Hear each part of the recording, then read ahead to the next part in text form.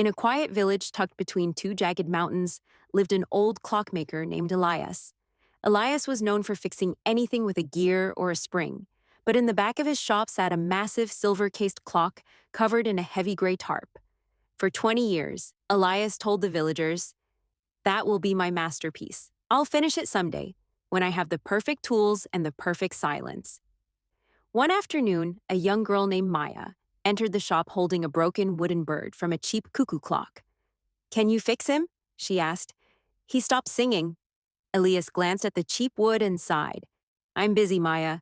I'm preparing for my masterpiece." He pointed to the tarp. Maya walked over to the giant shape. "What does it sound like?"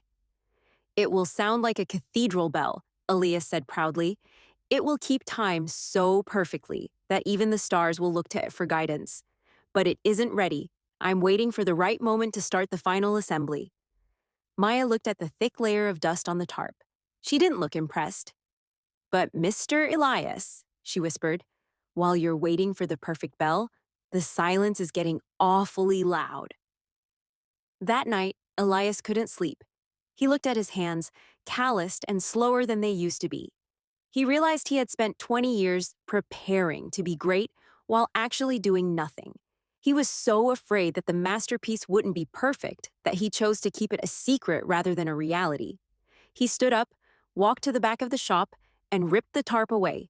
The clock wasn't a masterpiece. It was a skeleton of rusted iron and frozen gears. Because he had waited so long, the oil had turned to gum and the metal had pitted. Elias didn't cry. Instead, he picked up a rag and a bottle of solvent.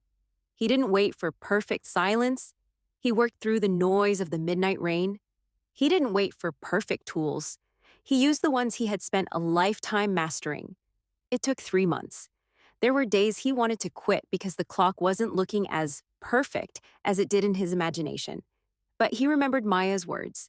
Done was better than perfect. Living was better than waiting. The lesson.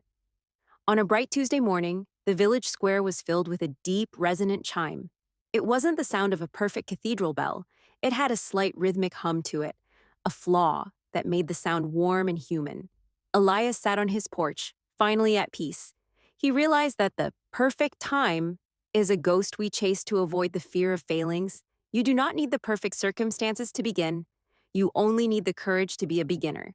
The masterpiece isn't the thing you finish. It's the person you become while you're brave enough to try.